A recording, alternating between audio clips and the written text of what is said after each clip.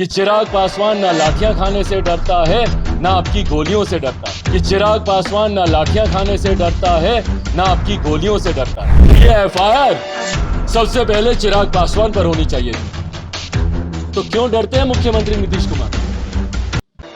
क्यों डरते हैं भैया? चिराग पासवान से डरते हैं क्या? बताइए ना, मैं तो सीना ठोक के पूछ रहा हूं आपसे। डरते हैं आप चिराग पासवान से? चिराग पासवान पर एफआईआर करने से? हाँ, आदेश दिए कि मेरे कार्यकर्ताओं को कुचल दो गाड़ी के नीचे, पर अगर चिराग पासवान दिखे तो उठी हुई लाठी नीचे कर लेना भैया। चिराग को खरोच नहीं आनी चाहिए। आ गई तो ये बच्चा नेता बन जाएगा। बिहार बचाओ मार्च था चिराग पासवान के नेतृत्व। तो अगर सबसे पहले एफआईआर किसी के ऊपर होनी चाहिए थी तो चिराग पासवान पे होनी चाहिए थी ना।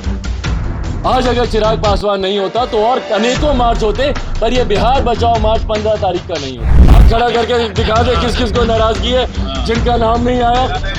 भाई मेरा भी नहीं आया। मुख्यमंत्री जी हम लोग पे एफआईआर कीजिए, हम लोग पे एफआईआर कीजिए। ये भेदभाव पार्टी के भीतर मत कीजिए। समाजवादी पार्टी रामविलास के तरफ से कल चिराग पासवान के नेतृत्व में बिहार बचाओ यात्रा निकाला गया था। उस दरमियान तमाम कार्यकर्ताओं नेताओं पर लाठी चलाई गई, आंसू गैस के गोले दागे गए। हजारों की संख्या में जो कार्यकर्ता सड़कों पर उतरे थे, कई लोगों को हिरासत में ले लिया गया और एफआईआर भी दर्ज किया गया। लेकिन जिनके नेतृत्व में तमाम कार्यकर्ता सड़कों पर उतरे थे चिराग पासवान, उन पे न लाठियां चली और न ही एफआईआर हुआ। इसको लेकर चिराग पासवान ने साफ तौर पे मुख्यमंत्री नीतीश कुमार को कहा है कि आखिर किस बात से डरते हैं आप। पूरे बयान को सुनिए, क्या कुछ कह रहे हैं चिराग पासवान। हम लोग को हिरासत में लिया गया, हम लोग बाहर आए, पर उसके बाद जिस तरीके से चरणबद्ध तरीके से हम लोग के ऊपर एफआईआर दर्ज की गई, भाई गजब परंपराओं की शुरुआत कर रहे हैं मुख्यमंत्री नीतीश कुमार। नामजद एफआईआर। और मुझे बस इतना बता दीजिए कि कल का मार्च किसके नेतृत्व में चल रहा था? चिराग पासवान के? गलत बोल रहा हूं मैं? चिराग पासवान लीड कर रहा था। चिराग पासवान के बोलने पर हजारों कार्यकर्ता सड़क पर उतरे थे, राइट? मैं अगर नहीं होता तो शायद आक्रोश लोगों में वैसे भी है, पर शायद इतना बड़ा या इस तरीके से नहीं होता। पर यह लोक जनशक्ति पार्टी रामविलास का बिहार बचाओ मार्च था चिराग पासवान के नेतृत्व में। तो अगर सबसे पहले एफआईआर किसी के ऊपर होनी चाहिए थी तो चिराग पासवान पे होनी चाहिए थी ना। आज अगर चिराग पासवान नहीं होता तो और अनेकों मार्च होते, पर यह बिहार बचाओ मार्च 15 तारीख का नहीं होता। तो यह एफआईआर सबसे पहले चिराग पासवान पर होनी चाहिए थी। तो क्यों डरते हैं मुख्यमंत्री नीतीश कुमार? क्यों डरते हैं भैया? चिराग पासवान से डरते हैं क्या? बताइए ना, मैं तो सीना ठोक के पूछ रहा हूं आपसे। डरते हैं आप चिराग पासवान से? चिराग पासवान पर एफआईआर करने से?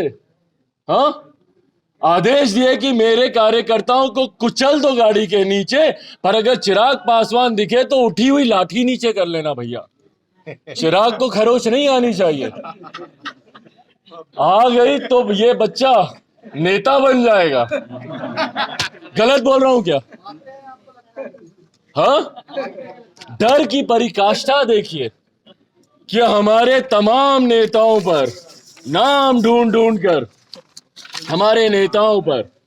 अतः अनुरोध है कि संजय पासवान, प्रधान महासचिव लोक जनशक्ति पार्टी रामविलास, 221 ए श्री कृष्णापुरी चिल्ड्रन पार्क के नजदीक, पूरा मतलब अली गली में कोई इन्होंने नल जल भी लगाया होता तो उसका भी परिचय दे देते कि वहां बोरिंग रोड पटना, वहां पर संजय पासवान, दूसरे नंबर पर राजू तिवारी, प्रदेश अध्यक्ष तीसरे नंबर पर हुलास पांडे, प्रदेश अध्यक्ष चौथे नंबर पर रेणु कुशवाहा जी, राष्ट्रीय महासचिव पांचवें नंबर पर अरुण कुमार जी, पूर्व सांसद छठे नंबर पर डॉक्टर शहनवाज अहमद कैफी, राष्ट्रीय महासचिव सातवें नंबर पर वेद प्रकाश पांडे, युवा लोजपा के प्रदेश अध्यक्ष आठवें नंबर पर राजेश भट्ट, प्रदेश प्रवक्ता सभी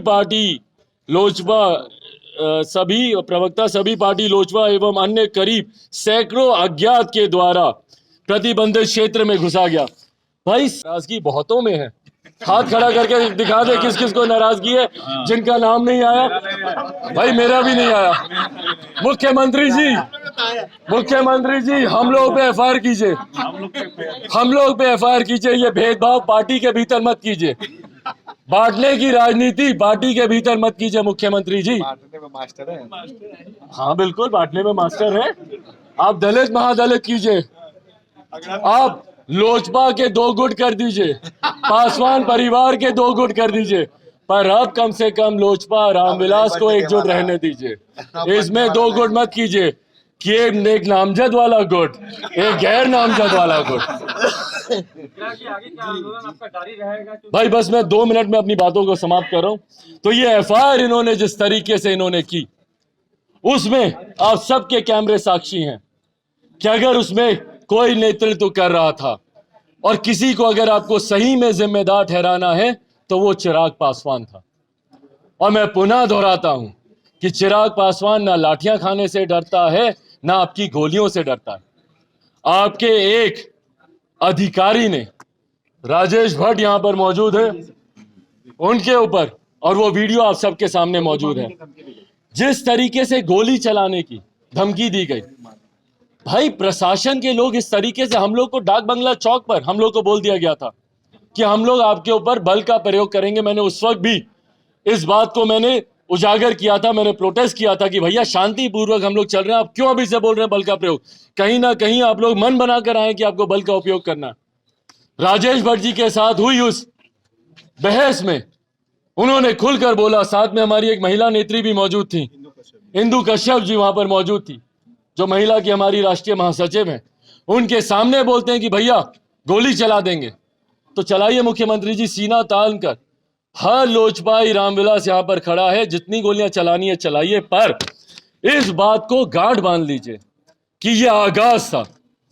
15 फरवरी 2022 बिहार के इतिहास में जिस तरीके से हम लोग, और इसीलिए मैंने जेपी गोलंबर पर, जेपी की मूर्ति पर माल्यार्पण कर अपने इस आंदोलन की शुरुआत की। जिस तरीके से सन 74 में जेपी ने एक आंदोलन की शुरुआत की थी, जिसकी उपज आज के तमाम मौजूदा नेता और साथ साथ मेरे नेता, मेरे पिता स्वर्गीय रामविलास पासवान जी रहे हैं। और उस वक्त मुझे ताज्जुब ये होता है कि मौजूदा मुख्यमंत्री खुद छात्र आंदोलन से निकल कर आए हैं। या कहा यही जाता है, मैं उस वक्त जीवित नहीं था, मेरा जन्म नहीं हुआ था, मुझे नहीं पता।